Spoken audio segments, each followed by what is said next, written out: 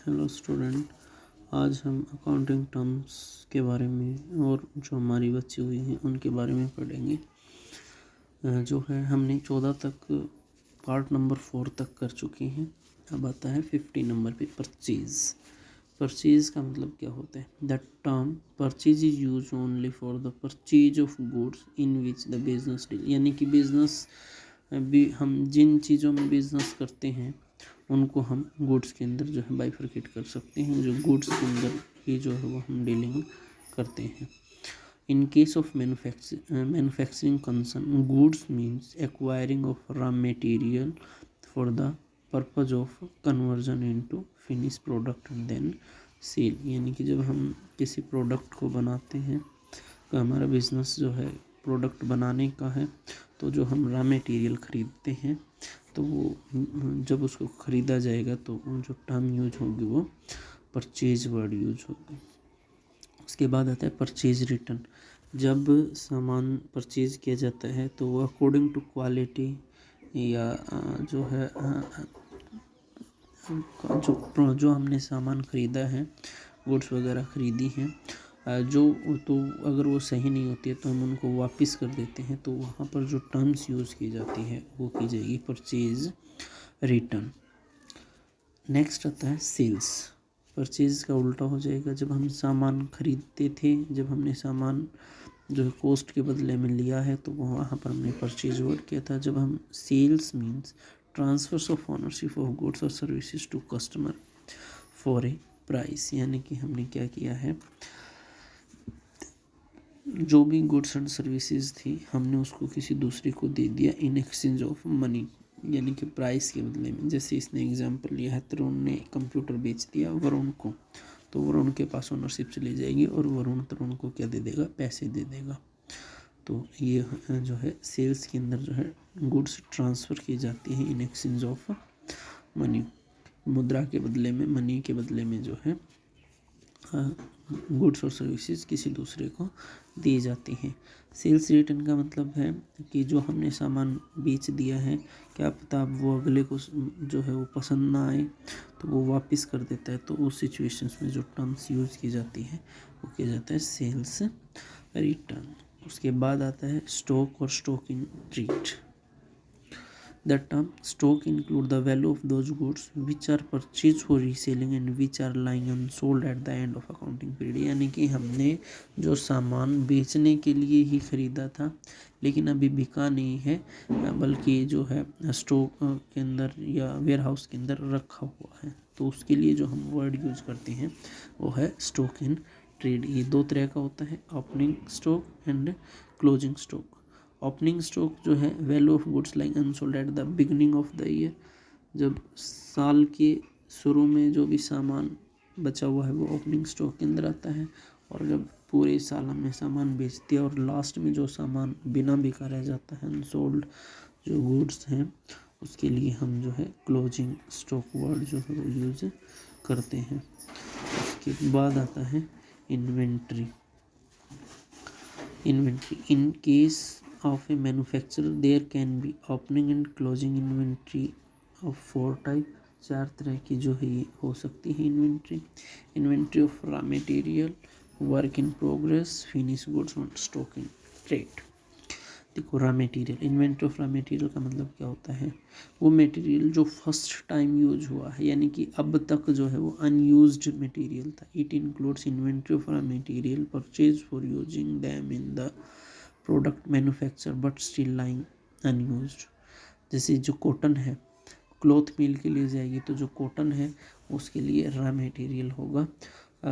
तो जो है रॉ मटेरियल का मतलब होता है कि हमने किसी गुड्स को बनाने के लिए जो भी रॉ मटेरियल हमने जो भी हमने चीज़ यूज़ की है किसी भी प्रोडक्ट को बनाने के लिए, फर्स्ट टाइम उसको यूज़ किया जा रहा है, अब तक उसको कहीं यूज़ नहीं किया गया था, तो वो रॉ मटेरियल के अंदर आता है। उसके बाद है वर्क इन प्रोग्रेस, यानी कि यहाँ पर एक प्रोसेस हो चुकी होती है, जो रॉ मटेरियल था उसके ऊपर कोई प्रोसेस हो चुकी है लेकिन अभी जो सामान है वो बनकर तैयार नहीं हुआ है, यानी कि जो अनयूज्ड भी नहीं है और फिनिश गुड्स भी नहीं है। It also terms is inventory of partly finish goods. It means goods in semi finished form, यानी कि अभी जो है सामान बनकर तैयार नहीं हुआ है, उस पर कुछ फर्दर प्रोसेस होनी बाकी होती है। तो वहाँ पर जो है वो हम क्या वर्ड यूज़ करें, जैसे कॉटन से जो है ना पहले धागा बनता है, धागे से फिर जो है वो कपड़ा बनता है। तो जो धागा जो प्रोसेस तक आया तो वो वर्क इन प्रोग्रेस के अंदर है। अब वहाँ से जब वो प्रोडक्ट यानी कि वो क्लोथ्स बना दिया जाएगा तो वो क्या बन जाएगा, finish goods, inventory of finish goods. जब सामान बन के जो है वो तैयार हो जाएगा, रेडी फॉर सेल, लेकिन वो अनसोल्ड है, अभी बेचा नहीं गया है, तो ये किस में आ जाएगा, फिनिश गुड्स के अंदर आ जाएगा। उसके बाद आता है inventory of stock in trade, value of those goods which are purchase for reselling, यानी कि जो हमने परचेज किया है किसके लिए, रीसेल के लिए, वो किसके अंदर आता है, स्टॉक इन ट्रेड के अंदर आता है। जब आप क्लोजिंग इन्वेंट्री कैलकुलेट करते हैं तो हमें कौन कौन सी चीज़ों को ध्यान में रखना होता है। देखो, care should be taken that the following goods are not include in the list of inventory, जब ये चीज़ें जो है वो शामिल नहीं करनी है। Goods which have been sold but remain undelivered, जो सामान बिक तो गया है लेकिन अभी डिलीवरी नहीं हुई है उस सामान की, तो वो क्लोजिंग इन्वेंट्री के अंदर शामिल नहीं किया जाएगा क्योंकि वो गोडाउन में ही रखा है।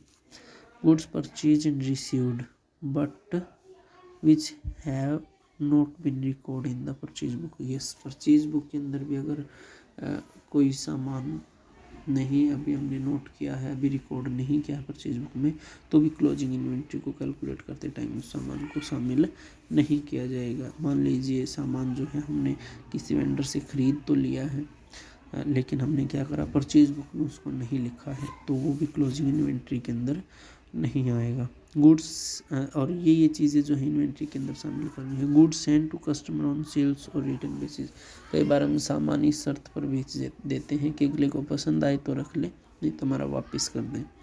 तो अगर इस शर्त के ऊपर, रिटर्न बेसिस के ऊपर हमने अगर सामान बेचा है, वो भी क्लोजिंग इन्वेंट्री के अंदर शामिल किया जाएगा। Goods sent to the agent for sale but remain lying with them as unsold, किसी एजेंट को हमने सामान बेच दिया कि भाई तुम हमारा सामान बेच दे, आपको हम कमीशन दे देंगे, तो वो भी जो है क्लोजिंग इन्वेंट्री के अंदर शामिल किया जाएगा। ठीक है, उसके बाद जो है अगली टर्म्स जो है वो आती है ट्रेड रिसीवेबल। ट्रेड रिसीवेबल का मतलब क्या होता है, trade receivable refer to amount receivable on account on sale of goods और services render by the company in normal course of business. देखो इस चीज़ को ऐसे समझो, ट्रेड रिसीवेबल का मतलब ये है जब कोई सामान हमने बेचा है, यानी कि कंपनी जब कोई भी सामान बेचती है तो उसको पैसे मिलते हैं। तो जब कोई कंपनी सामान बेचती है और उधार में सामान बेचती है तो उस सिचुएशन में हम लोगों को, जिन व्यक्तियों को हमने सामान बेचा है वो कंपनी के डेटर बन जाते हैं, और डेटर से हम लोगों को जो पैसा मिलता है, मिलेगा बाद में, वो ट्रेड रिसीवेबल के अंदर शामिल किए जाते हैं। इसी तरीके से बिल रिसीवेबल में क्या होता है, a bill of exchange become bill receivable for a person whom right and get it back, मतलब जो जैसे मान लीजिए हमारी कंपनी ने कोई सामान बेच दिया किसी व्यक्ति को, राम को, और राम ने जो है सामान उधार में ख़रीदा है, तो हमारी कंपनी क्या करेगी, एक बिल लिख देगी और राम के साइन करा लेगी उस पर, और ये उस पर ये जो है उसके ऊपर लिखा हुआ होता है कि राम जो है 2 महीने के बाद, 3 महीने के बाद या 1 महीने के बाद पेमेंट कर देगा, और इस पे राम के साइन करा लिए जाते हैं, और जो सेलर है, जो कंपनी है, वो उसको अपने पास रख लेती है। तो उसके लिए जो टर्म्स यूज़ की है वो है बिल रिसीवेबल।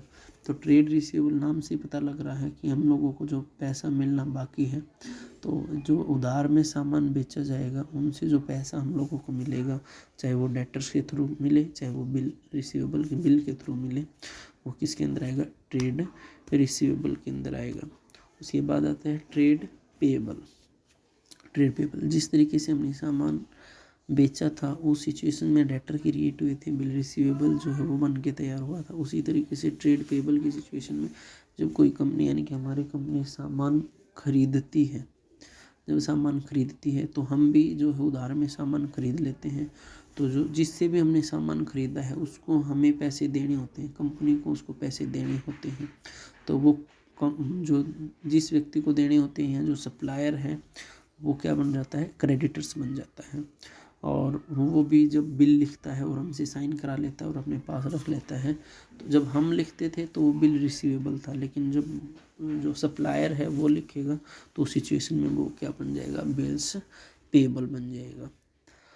तो ये जो है ट्रेड पेबल और ट्रेड रिसीवेबल जो है वो हमने पढ़े थे। उसके बाद आता है गुड्स।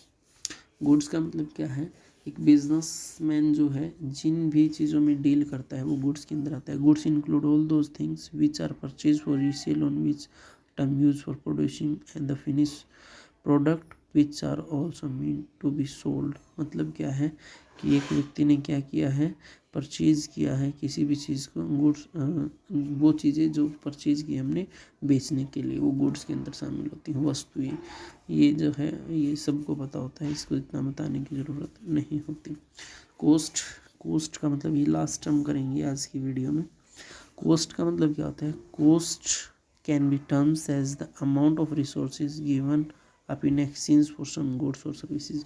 जब हम कोई भी रिसोर्सेज खरीदते हैं, गुड्स और सर्विस खरीदते हैं, तो उस सिचुएशन में हमने जो भी पे किया वो क्या बन जाएगा, कोस्ट बन जाएगा। तो क्या बन जाएगा, कोस्ट बन जाएगा। The resources given up are money और money equivalent express in terms of money. यानी कि हमने क्या किया है, हमने जो भी चीज़ खरीदी उसके बदले में जो भी पैसा हमने दिया है वो जो है मॉनेटरी फॉर्म में जो भी हमने पैसा दिया है वो किसके अंदर आ जाएगा, कोस्ट के अंदर आ जाएगा।